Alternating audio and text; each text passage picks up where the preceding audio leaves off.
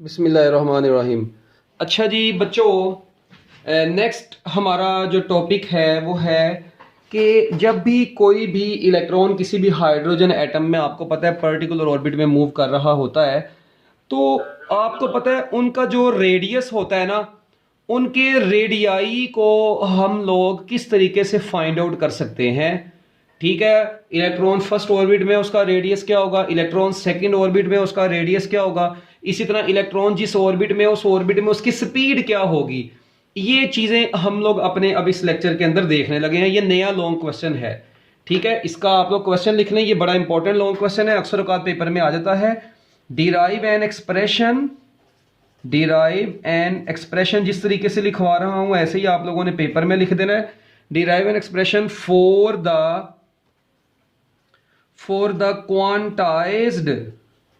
for the quantized radii of hydrogen atom। लो जी, आप लोगों ने हाइड्रोजन एटम के रेडियाई का एक्सप्रेशन जो है जी वो डिराइव करना है। ये है जी आपका इंपॉर्टेंट लॉन्ग क्वेश्चन। अच्छे तरीके से इसको आप लोगों ने समझ लेना है। देखें भी, आप लोगों को पता है कि सपोज करते हैं यहां पर हमारे पास बच्चों ये न्यूक्लियस है। ठीक है, आपको पता है न्यूक्लियस में प्रोटॉन्स होते हैं ना। अच्छा, और यहां पर ये ऑर्बिट में ना, यहां पर बच्चों ये इलेक्ट्रॉन है। अच्छा, अब न्यूक्लियस के गिर्द इलेक्ट्रॉन आपको पता है पर्टिकुलर ऑर्बिट्स में मूव कर रहे होते हैं। मैं कहता हूं जी इस इलेक्ट्रॉन का, अब आपको पता है जाहिर बात है इस इलेक्ट्रॉन का कोई ना कोई मैस भी होगा, बिल्कुल होगा। इस इलेक्ट्रॉन का भी मैस है और आपको पता है कि ये जो न्यूक्लियस है इसका भी कोई ना कोई मैस होना है। ठीक है, और आपको पता है जो न्यूक्लियस है उसमें प्रोटॉन्स और न्यूट्रॉन्स हैं। अच्छा, अब इसी तरह बच्चों ये इलेक्ट्रॉन, ठीक है जी, जिसका मैस m है, जब इसने सर्कल में मूव करना है तो आपको पता है हर पॉइंट पर इसकी वेलोसिटी सर्कल के टेंजेंट के अलोंग होनी है। इस वक्त आपको नहीं पता ये इलेक्ट्रॉन किस ऑर्बिट में है, इसलिए मैं इसकी v के साथ n लगा देता हूं, यानी velocity of electron in nth orbit. मुझे तो नहीं ना पता ये इलेक्ट्रॉन किस ऑर्बिट में है, तो मैं vn लगा देता हूं। पहले में होगा v1 लिख दूंगा, दूसरे में होगा v2 लिख दूंगा। अच्छा, अब ये इलेक्ट्रॉन ऐसे सर्कल में गेड़े लगा रहा है। मैंने टेंजेंट इसलिए बनाया है क्योंकि आपको पता है जब भी कोई बॉडी सर्कल में मूव करती है तो उसकी वेलोसिटी हर पॉइंट पर सर्कल के टेंजेंट के अलोंग होती है। अच्छा, अब बच्चों इसके ऊपर आपको पता है कि सेंट्रीपिटल फोर्स भी एक्ट कर रही है, बिल्कुल एक्ट कर रही है, जो इसको सर्कल में घुमा के रख रही है। अच्छा, अब वो सेंट्रीपिटल फोर्स है और ये प्रोटॉन है और ये बच्चों प्रोटॉन है और ये इलेक्ट्रॉन है, इनके दरमियान में एक इलेक्ट्रिक फोर्स भी है। आपको पता है ये बेसिकली यही तो इलेक्ट्रिक फोर्स प्रोटॉन और न्यूट्रॉन इलेक्ट्रॉन के दरमियान में ऐसी होती है जो इलेक्ट्रॉन को सर्कल में मूव करने पर मजबूर कर देती है। ठीक हो गया। और ये इलेक्ट्रॉन बच्चों जिस ऑर्बिट में है उस ऑर्बिट के रेडियस को, ये जिस भी ऑर्बिट में है उस ऑर्बिट के रेडियस को Rn का नाम देते हैं, radius of the orbit in which electron is revolving. ये उस ऑर्बिट का रेडियस आपके पास आ गया। तो अब इसी चीज को मैं थोड़ा सा लिख भी देता हूं ताकि आप लोगों के पास स्टोर हो जाए बच्चों। अच्छा, अब इसको लिखना मैंने कैसे है, consider a hydrogen atom, consider a hydrogen atom in which, consider a hydrogen atom in which electron moving with, electron moving with, electron moving with velocity. बच्चों इलेक्ट्रॉन मूव कर रहे हैं किसी वेलोसिटी vn से in a circular orbit, in a circular orbit of radius Rn। ठीक है जी, एक hydrogen atom के अंदर इलेक्ट्रॉन मूव कर रहा है वेलोसिटी vn के साथ सर्कुलर ऑर्बिट में जिसका रेडियस क्या है बच्चों, Rn है। ठीक है, उसके बाद दूसरा point, electrostatic force, electrostatic force, electrostatic force between electron and nucleus provides necessary centripetal force, provides necessary centripetal force to move the electron to move the electron in circular orbit. बच्चों जो electrostatic force है वो क्या provide करती है? Centripetal force provide करती है electron को सर्कल में मूव करने के लिए।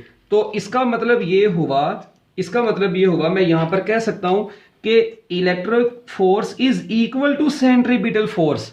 यानी इलेक्ट्रिक फोर्स क्या प्रोवाइड करती है? इलेक्ट्रॉन को सेंट्रीपिटल फोर्स प्रोवाइड करती है सर्कल में मूव करने के लिए। अच्छा, अब इलेक्ट्रिक फोर्स कूलम्स लॉ के मुताबिक आपने पढ़ी हुई है के Q1 Q2 over are square होती है। मैं आर एन इसलिए लिख रहा हूं क्योंकि रेडियस nth ऑर्बिट का होगा, और सेंट्रीपिटल फोर्स की जगह पर M V N square over R N लिख रहा हूं। सेंट्रीपिटल फोर्स का formula M we square over R होता है ना, वहां से ही आ गया। अच्छा, अब यहां पर आप लोग देखें Q1 magnitude of the charges को हम लोग पुट करते हैं। तो बच्चों E प्रोटॉन की भी मैग्नीट्यूड, E इलेक्ट्रॉन की भी E, और नीचे आ गया R square N is equal to M we square N over R N, ये बन गया। अच्छा, अब आप लोग यहां पर देखो यार, क्या ये आर एन 2 है ना, ये एक इससे कट नहीं जाएगा?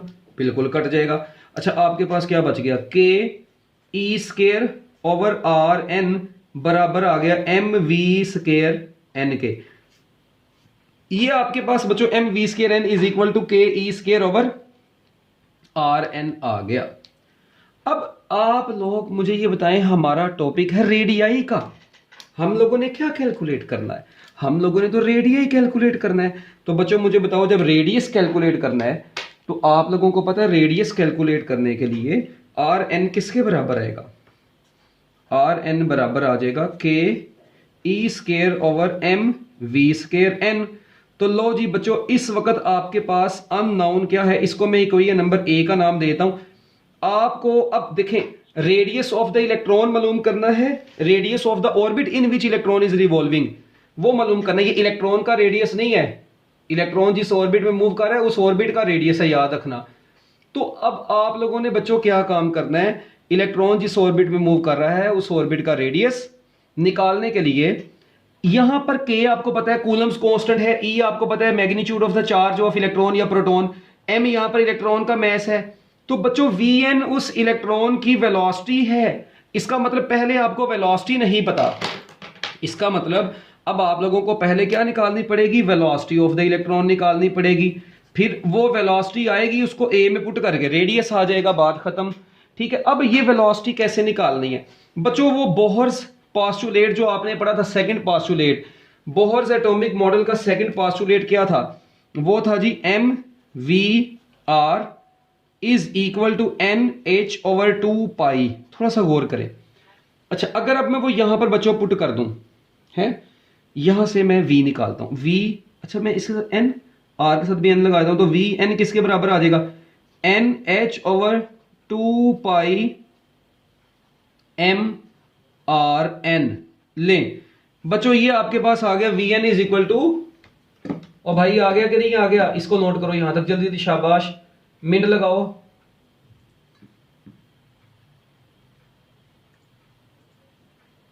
हरी अब कर लिया बच्चों इसको। यहां से अब इस वी एन को मैं कहां पर पुट कर दूंगा?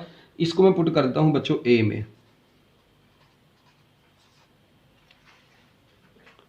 जी कर लिया इसको बच्चों, यहां तक नोट।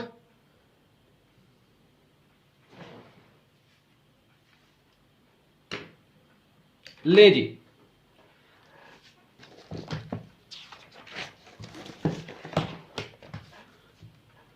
जैसा कि अभी आपने देखा कि बच्चों आर एन किसके बराबर था? आर एन बराबर था के ई स्केयर, ठीक है जी, के ई स्केयर डिवाइडेड बाय एम। बच्चों अब वी एन की जगह पर क्या आ गया? हाँ जी, वी एन की जगह पर वही अभी जो आप लोगों ने निकाला है। क्या निकाला है जी? N H over 2 pi M are N, ठीक है जी। ये आप लोगों के पास बच्चों, और यहां पर स्केयर था, ये आया। अच्छा, अब आप लोगों को तो रेडियस चाहिए यार, अब कैलकुलेशन है, अब इसको थोड़ा सा आप लोगों ने देख लेना जल्दी जल्दी में। देखें ऊपर के ई स्केयर, ठीक है, नीचे क्या बचा? M N square H square over 4 pi square M square R square N. ये नहीं, ये बच गया आपके पास, ठीक है। अब यानी मैंने स्केयर ओपन कर दिया। अब ये 4 पाई स्केयर, इसको मैं ऐसे भी तो लिख सकता हूं 4 pi square M square R square N K E square divided by नीचे बच गया M N square H square is equal to R N. ये लें, सिर्फ कैलकुलेशन है। ये 4 pi square M square R square N नीचे है, ऊपर जाके मल्टीप्लाई हो जाएगा। जब बच्चों ये ऊपर जाके मल्टीप्लाई होगा, ठीक है, तो ये बन जाएगा। अब जो कट रहा है वो काट दो, एक तो ये एम इससे कटेगा और मजे की बात ये आर स्केयर एन है, ये भी एक आर एन इससे कट जाएगा। ओए होए होए, तो अब देखें आपके पास आ गया 1 is equal to 4 pi square m are n K E square over n square H square. तो बच्चों यहां से अकेला आर एन किसके बराबर आ जाएगा, वो आ जाएगा N square H square over 4 pi square M K E square. So that is the final formula to calculate radius of the electron in nth orbit of hydrogen atom. तो बच्चों ये है radius of the orbit in which electron is revolving. nth orbit का radius है जिस orbit में ये electron revolve कर रहा है, n square h square और 4 pi square m k e square। जी बच्चों यहां तक कैलकुलेशन समझ में आ गई, इसमें कोई मुश्किल चीज तो नहीं है। अब यहां से ओके हैंड रेज कर दे ताकि मुझे आइडिया हो जाए, जल्दी जल्दी, शाबाश।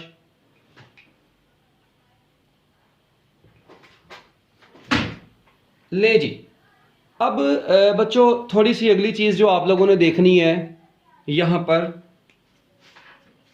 इसको पहले नोट करी जाओ जल्दी जल्दी यार, ठीक है बच्चों। अब देखें यहां पर ना, मैं इसको ऐसे भी तो लिख सकता हूं, R N is equal to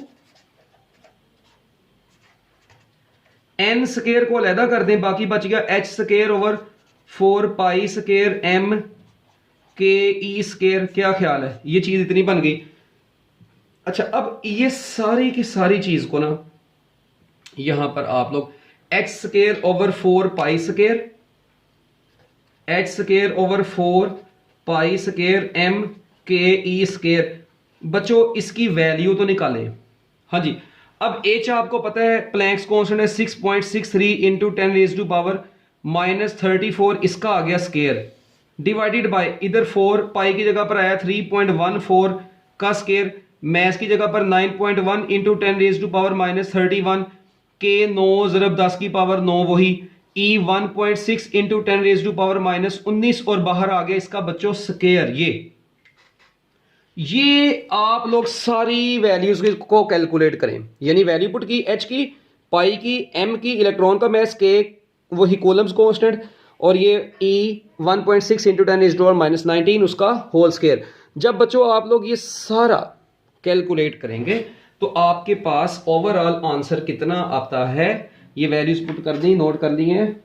low जी, ये बच्चों आपके पास अब आ जाएगा H square over 4 pi square, 4 pi square M K E square, ये बराबर आ जाएगा 0.053 नैनोमीटर।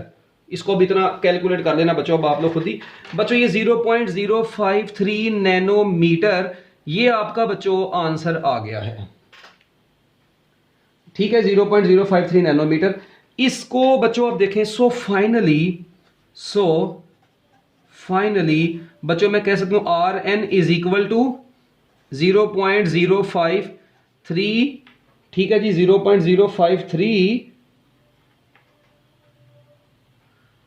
नैनोमीटर इनटू बच्चों क्या आ जाएगा, आर यहां पर एन स्केयर आ जाएगा ना, यानी ये देखें ये वाला, ओ भाई इस पूरी चीज की जगह पर 0.053 नैनोमीटर आ गया तो ये बन गया। अच्छा, आपको पता है इसी को 0.053 बेसिकली R1 भी है, वो कैसे R1 है? ओ भाई देखो इधर थोड़ा सा गौर करो, अगर N1 हो, देखना जरा, अगर N1 होता तो बच्चों R1 बेसिकली पूरा यही आना था ना, H square over 4 pi square M K square. इसका मतलब मैं इस पूरी चीज की जगह पर जस्ट ऐसे भी लिख सकता हूं, simply Rn is equal to N square R1। ये लो, मैं जनरली बच्चों इसको ऐसे भी लिख सकता हूं, ठीक है, एन स्केयर इंटू R1, यानी वो जो पूरा H square over 4 pi square M square 4 pi square M K square है ना, वो R1 के बराबर है। डन बच्चों। अब यहां से आप लोग एक चीज पर गौर करें, रेडियाई और डिफरेंट ऑर्बिट। आप मुझे बताएं, फर्स्ट ऑर्बिट में जब N1 होगा, N2 होगा, N3 होगा, N4 होगा, चलें बच्चों जब n1 होगा तो रेडियस कितना आएगा, ये देखो, तो बच्चों r1 आ जाएगा। अच्छा जब r2 होगा तो बच्चों r2 बराबर आएगा 4 टाइम्स r1। r3 किसके बराबर आएगा, r1 तो r1 ही आ जाएगा ना यार, 1 1 पुट करोगे तो r2 4 r1 आया, फिर ये कितना आएगा 9 r1 आ जाएगा। अच्छा उसके बाद r4 कितना आएगा बच्चों, वो बराबर आ जाएगा 16 r1। यानी आपके पास सीरीज बनी r1 4 r1 9 r1 16 r1 and so on, ये चलता जाएगा आपके पास। ठीक है, अब यहां से भी बड़े एमसीक्यूज आए थे जी, इलेक्ट्रॉन का ना, इलेक्ट्रॉन जिस ऑर्बिट में मूव कर रहा है बताएं थर्ड ऑर्बिट से फोर्थ ऑर्बिट के रेडियस की रेशो क्या होगी, इस टाइप के एमसीक्यूज यहां से बन सकते हैं। अब आपको मुझे ये सारी बातें बताना यहां पर जरूरी इसलिए था, ये देखें अब यहां पर r1 है 4 टाइम्स, इसका मतलब जो नया ऑर्बिट होगा उसका जो रेडियस होगा सेकंड ऑर्बिट का रेडियस पहले से 4 गुना होगा, थर्ड ऑर्बिट का रेडियस पहले ऑर्बिट के रेडियस का 9 टाइम्स होगा। ठीक है, इस तरह फोर्थ ऑर्बिट का रेडियस पहले ऑर्बिट के रेडियस के 16 टाइम्स होगा। और बच्चों इसी की वजह से हम लोग इसको क्वांटाइज्ड रेडियाई बोलते हैं, क्वांटाइज्ड रेडियाई। अच्छा ये अक्सर बच्चों को ना क्वांटाइज्ड का कॉन्सेप्ट बड़ा अजीबोगरीब लगता है। ओ भाई क्वांटाइज का मतलब होता है मल्टीपल्स ऑफ फंडामेंटल क्वांटिटी। देखें ये बच्चों मल्टीपल्स ही है ना, ये मल्टीपल्स ऑफ r1 आ रहे हैं, मल्टीपल्स ऑफ r1 यानी एक चीज बार बार रिपीट होके डिफरेंट चीजों के साथ आए, इस कॉन्सेप्ट को क्वांटाइजेशन बोला जाता है। जिस तरह आप लोग पढ़ते हैं क्वांटाइजेशन ऑफ फ्रीक्वेंसी, उसको क्वांटाइजेशन ऑफ फ्रीक्वेंसी क्यों पढ़ते हैं, ये पेपर में नहीं लिखना वैसे ही बता रहा हूं, उसको क्वांटाइजेशन ऑफ फ्रीक्वेंसी क्यों बोलते हैं, ये क्वांटाइजेशन के बारे में एवं एक आधी लाइन बताने लगा हूं। देखें f1 ये पेपर में नहीं लिखनी, 2f1 आपके पास आता है, फिर 3f1 आता है। इसको क्वांटाइजेशन ऑफ फ्रीक्वेंसी क्यों बोलते थे, क्योंकि फ्रीक्वेंसी के इंटेग्रल मल्टीपल्स आपके पास आ रहे होते हैं। अच्छा इस तरह e 2e 3e 4e and so on, इसको याद है क्वांटाइजेशन ऑफ चार्ज बोलते थे। इसी तरह बच्चों अब आप लोग देखें एंगुलर मोमेंटम आया वो h/2 पाई, फिर कितना आया 2h/2 पाई, फिर कितना आया 3h/2 पाई एंगुलर मोमेंटम प्लांक्स कांस्टेंट, वो जो आपने बोहर्स के पोस्टुलेट पढ़े। अब आप लोग देखें इसको हमने फिर क्या लिख दिया था, अगर आपको याद हो इसको हमने बोल दिया था nf1, इस तरह इसको हम लोगों ने बोल दिया था ne, जिसको आप लोगों ने q भी बोला था, इसको हम लोगों ने बोल दिया था nh/2 पाई। तो इसको बोलते थे क्वांटाइजेशन ऑफ एंगुलर मोमेंटम, इसे बोलते थे क्वांटाइजेशन ऑफ चार्ज, इसे बोलते थे क्वांटाइजेशन ऑफ फ्रीक्वेंसी। इस तरह यहां पर यार रेडियाई के मल्टीपल्स आ रहे हैं तो इनको क्वांटाइजेशन ऑफ रेडियाई बोल देंगे। तो ये है बच्चों आपका क्वांटाइज्ड रेडियाई का छोटा सा कॉन्सेप्ट। अब अगर मैं आप लोगों से कहता हूं जी मुझे बताएं इलेक्ट्रॉन थर्ड ऑर्बिट में और सेकंड ऑर्बिट में उसका रेडियस क्या होगा, तो भाई देखो r1 तो r1 से कट जाना है, तो थर्ड ऑर्बिट में 9 आ रहा है सेकंड, और सेकंड ऑर्बिट में ऊपर आ रहा है तो 4, तो बच्चों ये इसकी जो रेशो होगी वो 9/4 होगी। तो इस टाइप का एमसीक्यू भी आपको पेपर में आ सकता है। ओके बच्चों हरी अब जल्दी जल्दी हैंड रेज कर दें, जल्दी जल्दी मिनट लगा के, ताकि आगे चल सकें। ये क्वांटाइज्ड रेडियाई हो गया, मगर अभी ये खत्म नहीं हुआ। आपकी बुक वाले ने ना इसी में वेलोसिटी ऑफ इलेक्ट्रॉन भी कैलकुलेट की हुई है। इलेक्ट्रॉन जिस ऑर्बिट में मूव कर रहा है, अगर उस ऑर्बिट देखें क्यों उसने कैलकुलेट किया, उसको ख्वाब नहीं आया था, आप लोग देखें रेडियस तो निकाल लिया, रेडियस का तो पक्का पता चल गया कि सिर्फ n पुट करो बाकी ये कांस्टेंट आपके पास रेडियस आ जाएगा। अच्छा वेलोसिटी जो इधर आप लोग कैलकुलेट करके आए थे, इसका मतलब वेलोसिटी इधर अब vn जो है ना, ये vn nh/2 पाई mrn, अगर मैं rn इधर पुट करूंगा तो मेरे पास वेलोसिटी आएगी, क्योंकि n भी कांस्टेंट, h भी कांस्टेंट, 2 पाई भी कांस्टेंट, m भी कांस्टेंट। ये देखो मैं लिखता हूं, आप लोग लिखेंगे जी स्पीड ऑफ इलेक्ट्रॉन, ये टॉपिक अभी खत्म नहीं हुआ, इसके अंदर ही आप लोग लिखेंगे लाजमी, ये मैं बार बार आपको कह रहा हूं। स्पीड ऑफ इलेक्ट्रॉन, इलेक्ट्रॉन की स्पीड भी आप लोगों ने कैलकुलेट करनी है। बच्चों देखें इसकी स्पीड का जनरल फार्मूला भी मैं पीछे निकाला था एज vn = nh/2 पाई mrn। अच्छा अब rn कितना निकाल के आए हैं आप लोग, ये निकाल के आए हैं, हाँ जी rn कितना निकाला, n² h²/4 पाई² m ke², ये निकाला आप लोगों ने। बच्चों ये rn की ये जो वैल्यू आपके पास आई है ना, ये वाली वैल्यू, ये यहां पर आपने ऐसे लाके पुट कर दी। अब देखें जरा थोड़ा सा गौर से क्या क्या कट रहा है, तो यार ये एक पाई इससे कट रहा है, ये m इससे कट रहा है, ये 2 इस 4 से कटेगा, ये एक n इससे कट गया, ये h इससे कट गया। अच्छा ये बच गया आपके पास नीचे 2 पाई के ई स्केयर, ये नीचे बचा ना, ऊपर जाके मल्टीप्लाई हो जाएगा, और साथ में बच गया N H. So this is the final formula to calculate velocity of the electron in nth orbit. देखिए क्या काम किया, 2 पाई के ई स्केयर ऊपर चला गया ना, तो नीचे एन एच बच गया, वो इधर ही रहा, तो 2 पाई के ई स्केयर ओवर एन एच आपके पास इलेक्ट्रॉन की स्पीड कैलकुलेट करने का फार्मूला आ गया। अब देखें आप लोगों को मैं कहता हूं जी, सपोज करें आप लोगों ने इलेक्ट्रॉन की स्पीड कैलकुलेट करनी है फर्स्ट ऑर्बिट में। किस ऑर्बिट में बच्चों? फर्स्ट ऑर्बिट में इलेक्ट्रॉन की स्पीड कैलकुलेट करो, तो भाई क्या काम करोगे, v1 इज इक्वल टू 2 पाई के ई स्केयर ओवर एच आ जाएगा अकेला। अच्छा, अब पाई की जगह पर 3.14, के 9 ज़रब 10 की पावर 9, वही ई 1.6 इंटू 10 रेज़ टू पावर -19, और एच की जगह पर 6.63 इंटू 10 रेज़ टू पावर -34 ये आया। तो बच्चों जब आप लोग यहां से इसको कैलकुलेट कर लेते हैं तो आपके पास ओवरऑल आंसर आता है 2.19 into 10 raise to power 6 metre per second. Very important MCQ as well बच्चों, ये बड़ा इंपॉर्टेंट एमसीक्यू है। इलेक्ट्रॉन की वेलोसिटी फर्स्ट ऑर्बिट में क्या होगी? तो बच्चों किसी भी इलेक्ट्रॉन की वेलोसिटी फर्स्ट ऑर्बिट में, हाइड्रोजन एटम के फर्स्ट ऑर्बिट में इलेक्ट्रॉन की वेलोसिटी निकालनी है तो वो 2.19 into 10 raise to power 6 metre per second होगी। और ये बेसिकली आपकी बुक की एग्जाम्पल नंबर 20.1 भी है, ठीक है, ये एग्जाम्पल नंबर 20.1 है। तो लो जी बच्चों, ये था आपका क्वांटाइज रेडियाई का छोटा सा टॉपिक। अब देखें मुझे ये बताएं, इसका मतलब n नीचे है, अब डिनोमिनेटर में है, तो आप लोग जिस तरह ये हायर ऑर्बिट में जाते जाएंगे ना, ठीक है, तो इलेक्ट्रॉन की स्पीड देख रहे हैं ना आप लोग, कम होते जा रही है ना, तो इससे तो वो लूजली बाउंड होता जाता है। तो बच्चों n इसका मतलब सेकंड ऑर्बिट में इससे कम होगी वेलोसिटी, थर्ड ऑर्बिट में इससे भी कम होगी वेलोसिटी। तो इस तरीके से बच्चों आप लोग ये भी जज कर सकते हैं यहाँ पर। तो इसी तरह वेलोसिटी रेशो भी निकाली जा सकती है। मैं कहता हूँ जी third orbit to fourth orbit velocity ratio क्या होगी, तो आपका आंसर होगा 4/3, क्योंकि n के साथ इनवर्स रिलेशन है। अब ये v का n के साथ क्या रिलेशन है, इनवर्स रिलेशन है, तो जो रेशो होगी बच्चों वो ऑपोजिट हो जाएगी। तो लो जी बच्चों, ये था आपका क्वांटाइज रेडियाई का भी टॉपिक जो कि दी एंड हो चुका है। अल्लाह हाफिज़।